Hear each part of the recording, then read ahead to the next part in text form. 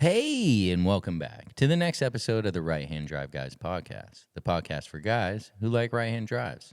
I'm Bobby. This is Aaron. Yo. And welcome to episode 157. And we did just want to apologize for last week. It wasn't that we were neglecting you. No way. It wasn't that we didn't care or we just were too busy. We were. We were busy celebrating the life of Aaron's dad. Yeah. And so we figured there was no better appropriate time to skip a week than celebrating the life of a great man. Yeah. So, but we are back. What? I said I'll take it. Yeah, you know? yeah, for sure. It's a Me good too. But we're back, and we're like, okay, should we get somebody on the podcast? Just start ripping the guests again. And we're like, well, there's some stuff going on with us. There's some stuff going on in the culture.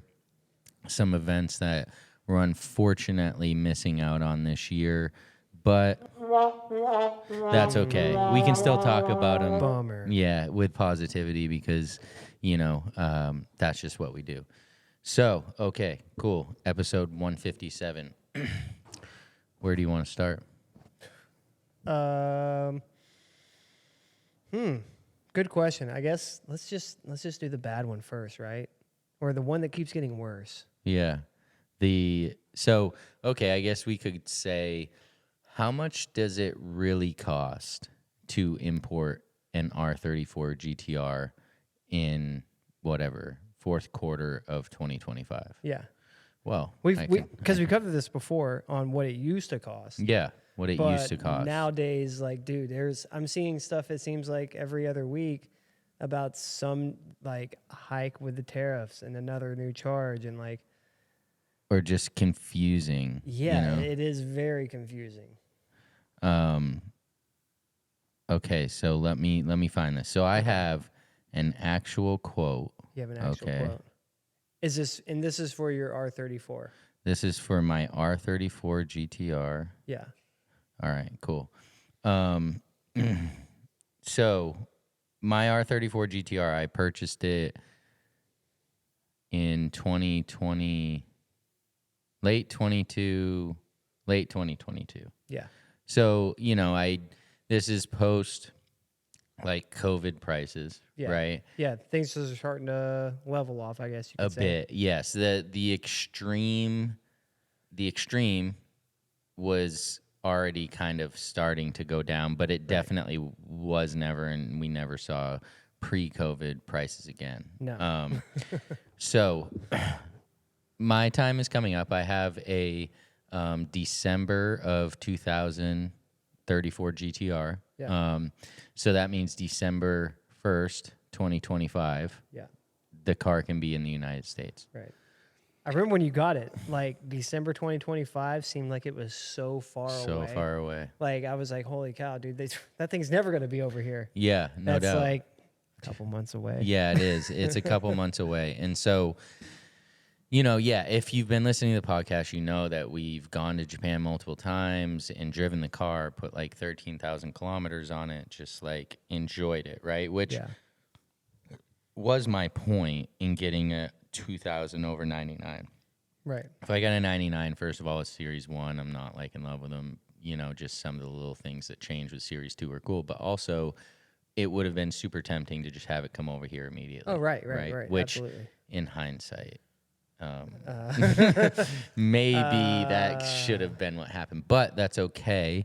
We had such a blast and met such amazing people in Japan and just really did our thing that what we're about to discuss really sucks, but also is I don't know. You have to sacrifice something, and I did not realize I'd be sacrificing what we're going to talk about. So, basically, now's the time. I didn't register it, re-register it in Japan because I knew this was coming up. And so while we're in Japan, though, I racked up a huge bill in service and experiences and definitely tolls. Yeah. And so I just had to pay that to the tune of $9,900. So we had a blast, to say the least. I would and say. dude, this is 5 trips This is Yeah. 5 trips worth. So you could So say about, like, 2 G's a $2,000. trip. Yeah, yeah. That's really not horrible, especially if you've been to Japan. You understand. How much would you guess that that's tolls? Oh yeah, it's a lot of tolls. Like it's a ton. Do you think of it's like tolls. 50% tolls? Probably 40 or so percent tolls. That's yeah. crazy. Yeah, it is. I mean, which you Because you had a drove. few services done. Like, Yeah, I did. Yeah, and but tolls were the big killer. Yeah. And as you know, you drove the van around. You had to stop and pay the tolls. Yeah. And luckily, it wasn't in USD because I had no. yeah, you were just handing it over, not realizing that it was literally $20. Well, no, dude. I mean, over there, you can swipe a card. Oh, true. Like, I was just swiping the card. Yeah. Like, because, I mean, I have to get through here. Yeah, there's like, no I'm spinning choice. it one way or another. Just get me out of here. Yeah, for sure. And so, yeah, all of those fees and charges, that was that. I've paid off everything that I spent in Japan. Is what it is. Again, had a blast. Can't replace the memories. The car will be in this garage, and it will be the car that we went to Ebisu, that I went to Nagano, that we went to Nagoya, and just these different things. Went to Wackfest, so that's well worth it. So let's get into it, right? So, beyond what I spent there, there's obviously going to be your shipping, your tariffs, your import fees, all of these things. Yeah. And so Alvin over at Top Rank was kind enough to break this down for me so that basically I understood, what I'm going to pay for and what to expect, right? Yeah. All right, so let's get into it real quick. Basically, you have these kind of different. He breaks it down like this. First of all, with shipping.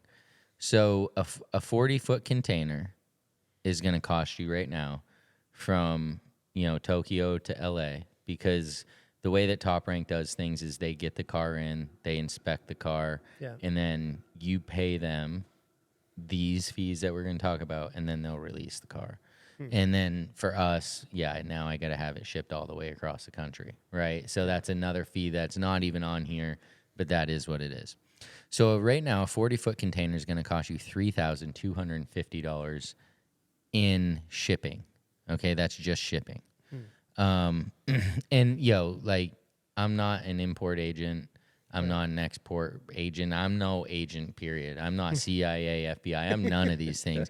But they say the BAF, the THC fee. Yes, sir. What? So there's something, and hey, hit us in the DMs if you know what this stuff means. We probably should have looked it up, but oh well.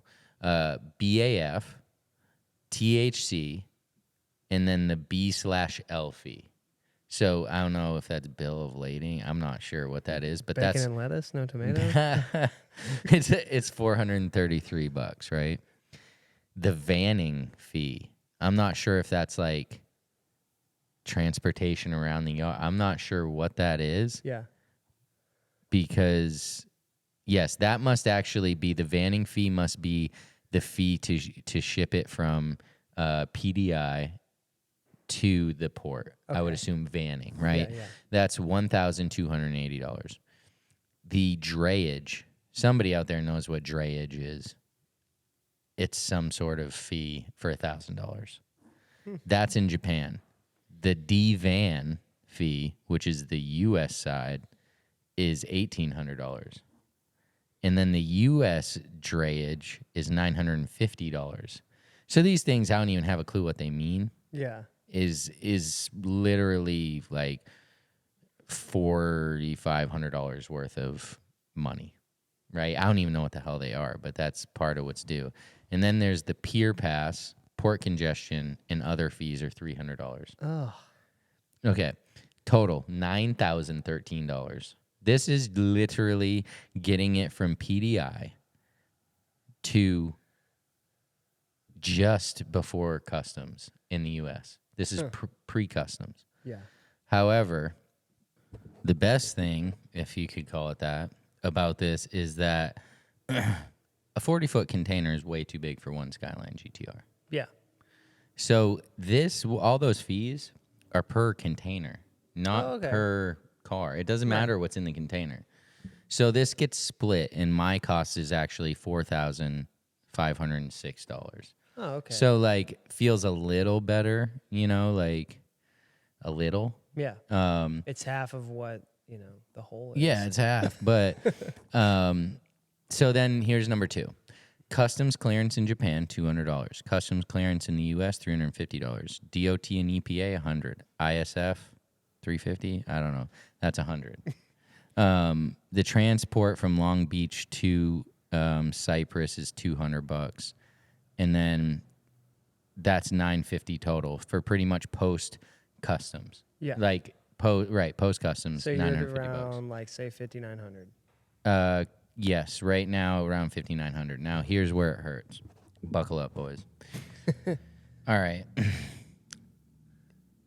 I'm not gonna say how much I paid for the car, but if you want to be a super math whiz, you can figure it out. Yeah. Okay, so right now the duty is flat rate 15%, which comes out to $19,049.25. That's the duty. That's the duty. That's the tariff, right? That's your tariff. The tariff on this car went from a few $1,000 to $20,000 That's a lot of duty. that I need. Yeah, dude. Yes, that I need to pay if I want to receive my car. So Crazy. then there's a merchandise processing fee for $439.97. Then there's a harbor maintenance fee of $158.74. You got to maintain the harbor? Yeah. That must be because of coming into California, you feel me? Yeah. That's a California thing, right? Probably not. I don't know. All right, so my total duty is $19,647.96. So let's just say I paid $120,000 for this R34. Because all the stuff I spent in Japan is experience-based. I can't count that. You can't count that towards what you pay, Right. But this is a direct expense of the car. Right. So now I'm up to $145,000 that I paid for this GTR. Yeah. It's not a V-Spec 2. It's not it's not an M-Spec. It's not any of these really cool things. It's just a base, good condition 34 GTR. I'm now at that price. So that really changes things, right? Yeah. Because when I get it over here, dude, I don't care who I am. I'm not listing this for $150,000 and just having somebody jump to grab it. Right. That's just not it, right? So it really hurts in that sense of like, you thought you were getting like an all right price. You knew you weren't getting pre-COVID prices, but you were like, hey, dude, like I saw these for an extra 10 or 15 grand just a year ago. Like I'm decent. Yeah. Well, no, dude, that just got ate up by all of these duties in different fees, because if this was the 2.5% that it was, because we wouldn't even be talking about this. Yeah. It was 2.5%. Now it's up to 15 straight. Yeah. Flat 15. So like 12.5 plus the 2.5. Yeah, it's pretty crazy. And so, yeah, like that really sucks, right? Like, dude, $25,000 extra dollars that could have went into any modifications or restoration or anything. Right. That's straight going to the government. What do you think that's going to do to the market, like the resale market?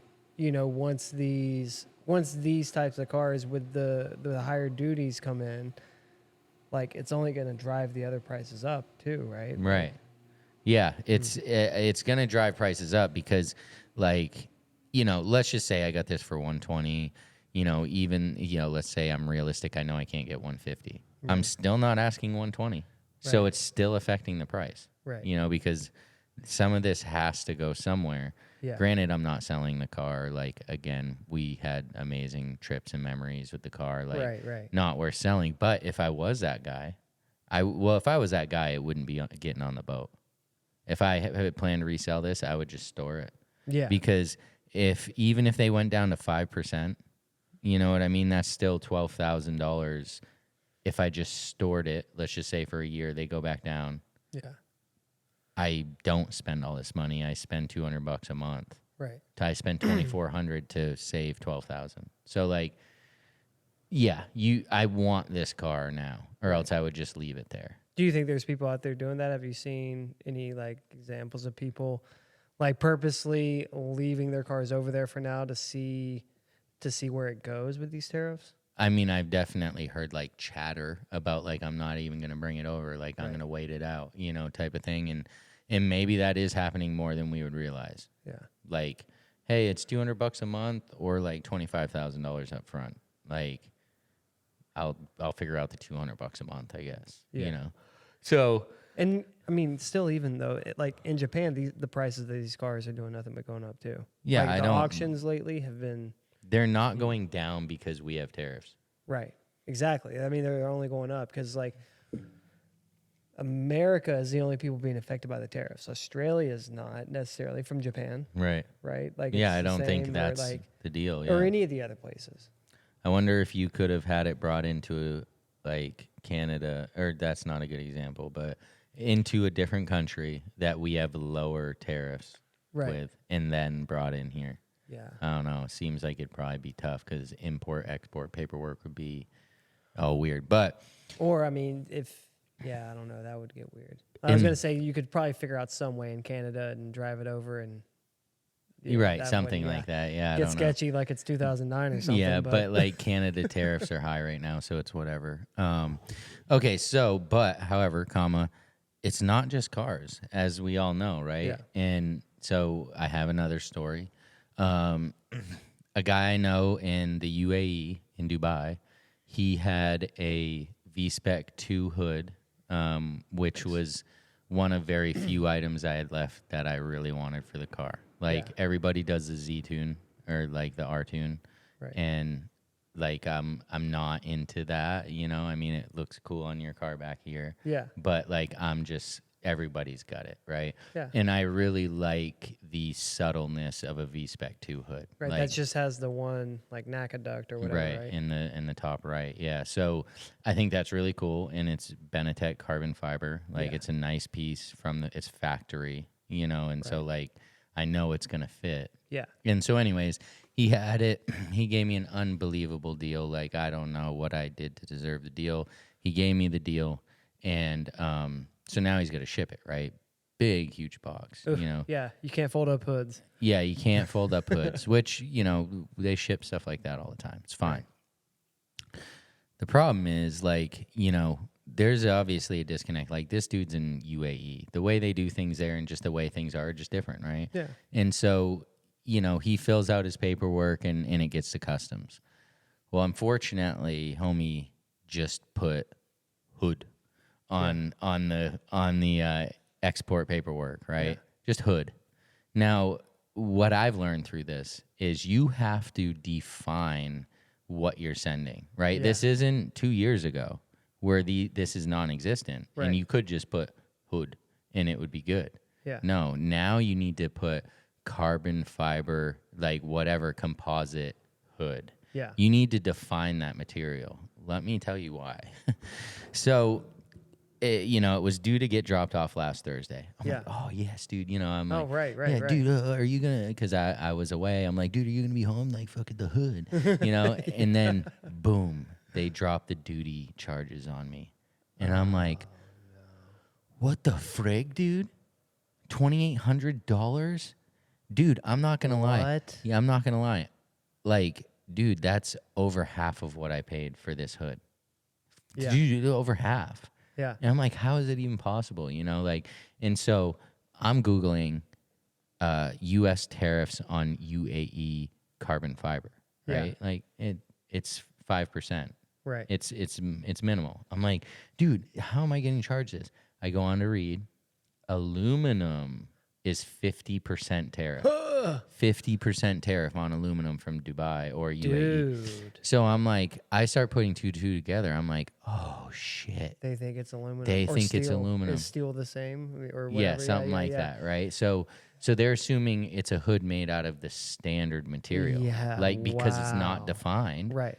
And they're not, unless they need to, they're not opening your package, right? And why would they? Like, it's a huge box. It looks like a hood. Hoods are made out of metal. Like, run it through. So that's why it's $2,800. Wow. So now you can figure out the steal of a deal I got on this hood. But like, Well, that's some a math in problem this for episode. me though, right? Yeah. Like, because I can't, I mean, dude, I don't want to pay $2,800. Like the 500 or whatever I was going to have to pay, like seemed like, okay, like reasonable, right? Right. Whatever. It sucks, but it is what it is.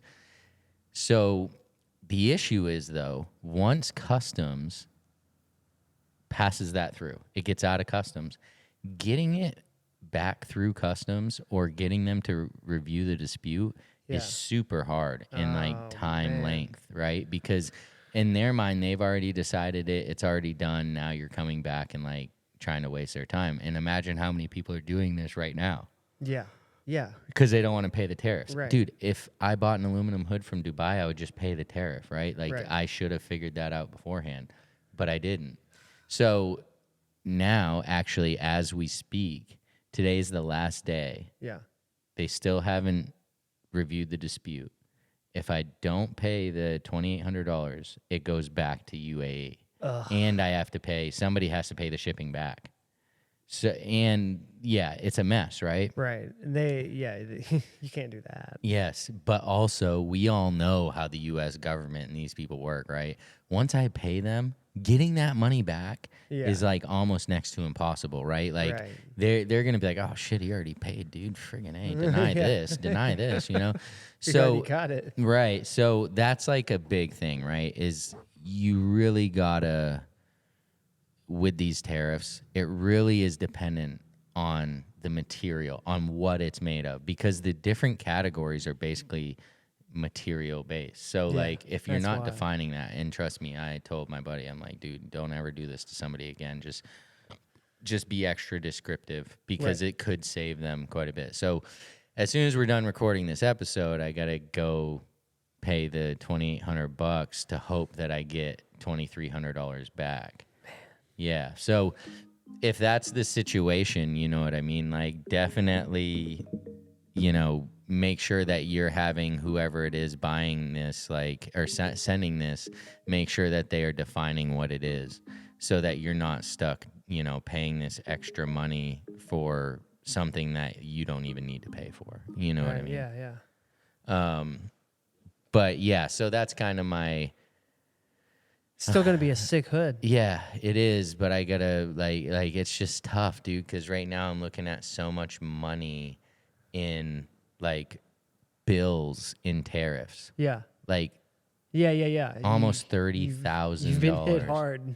Yes, dude, and like I'm like, dude, yeah, like that just sucks because a year ago you wouldn't have paid that. I know, Like- and I'm not exactly wiping my ass with $1,000 bills, so Yeah. like you know, I it's know, like anyways. dude, holy crap, like all right, like.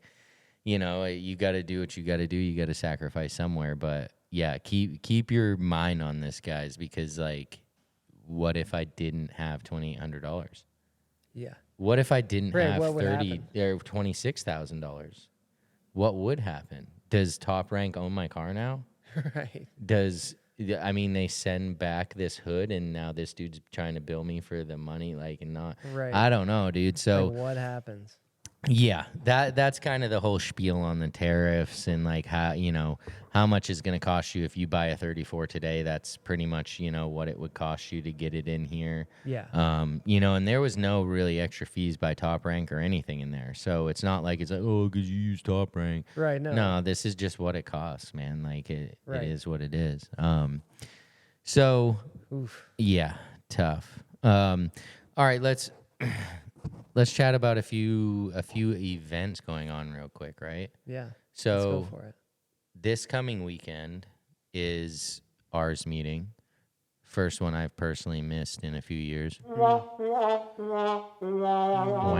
But you know, for me personally, it was just registering the car in Japan just for this event and then have it ship out immediately after. Like Yeah. again, I'm That would've not been tough. wiping my ass with $1,000 bills. Like, Right. sounds cool, you know, but you know, I did get to have my fun and enjoy it. Yeah.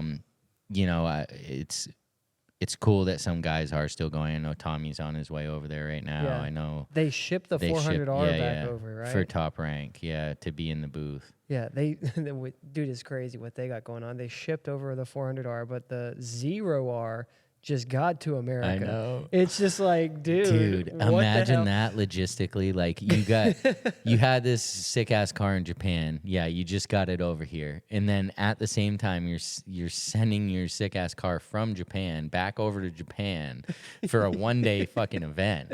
Like, it's just that's sick, dude. That's a whole different level, right? But. Yeah, so shout out to those guys for being able to go. It is a cool event. Sick. But on a sad note, an event that neither of us ever got to make it to did get canceled this year at least, which maybe was due to financial hardship, maybe it was due to restructuring, whatever. But Nismo Festival, which is generally in a few weeks, got canceled.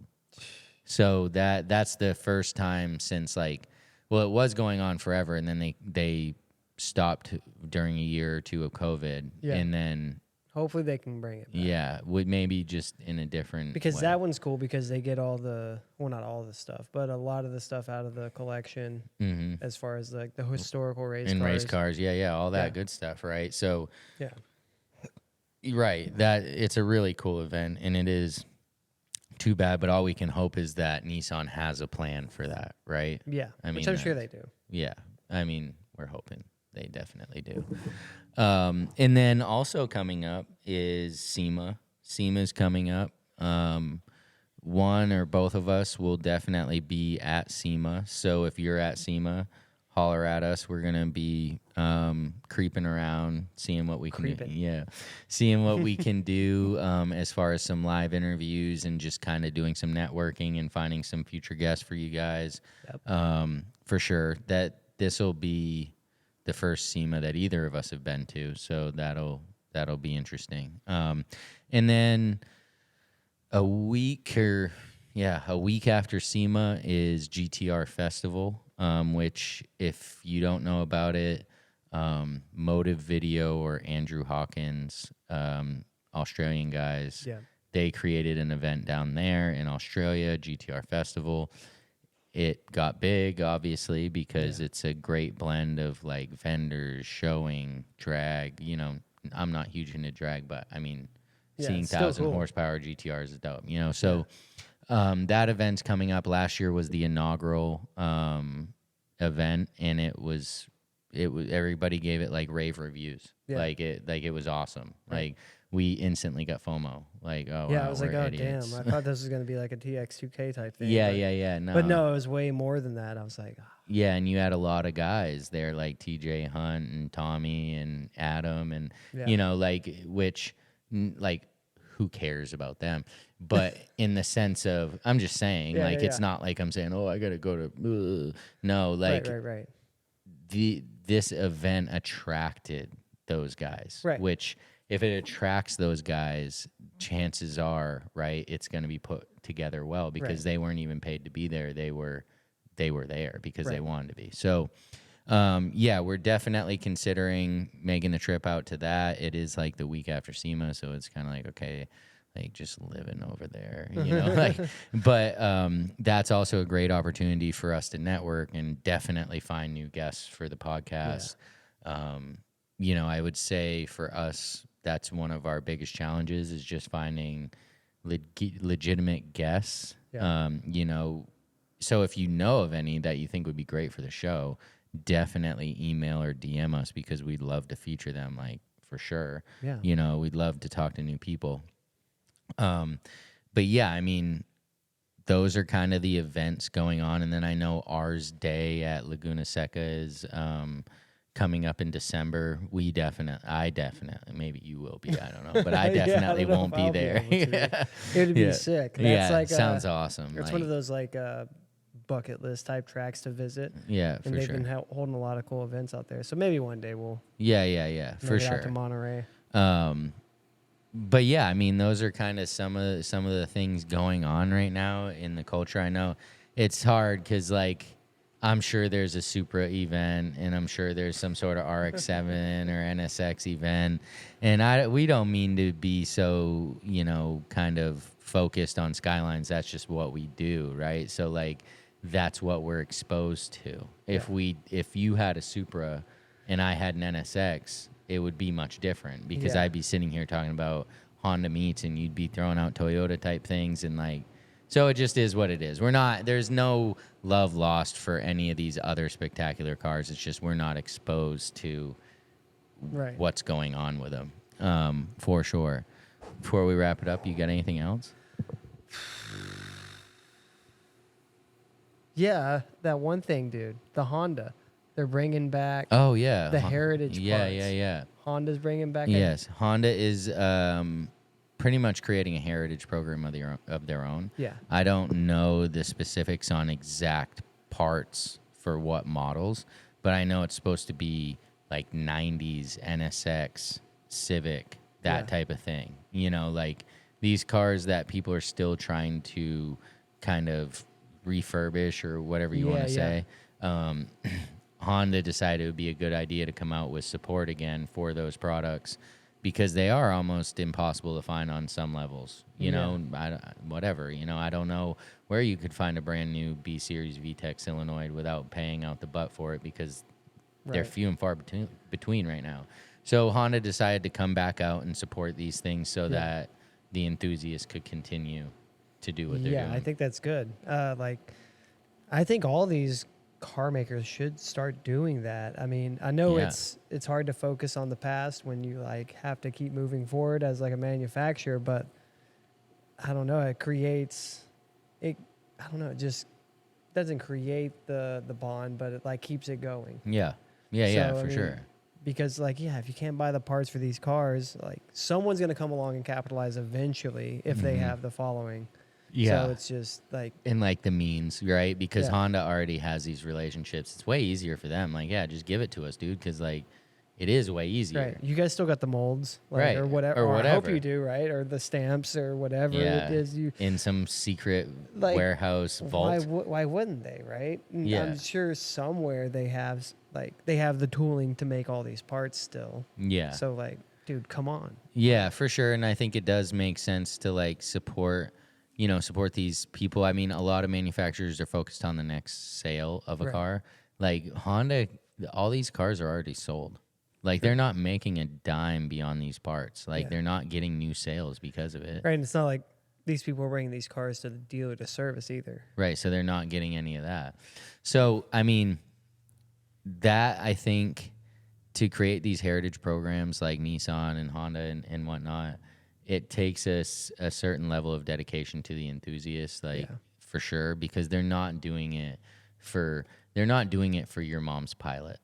You know what I mean? They're not doing it for Dan's CRV. Right. You know, they're doing it for the enthusiasts, you know. So definitely 100%, you know, shout out Honda and Nissan, these other manufacturers for supporting us, you know.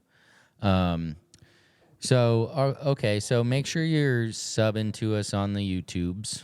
It's at RHD Guys. You know, same with the Instagram.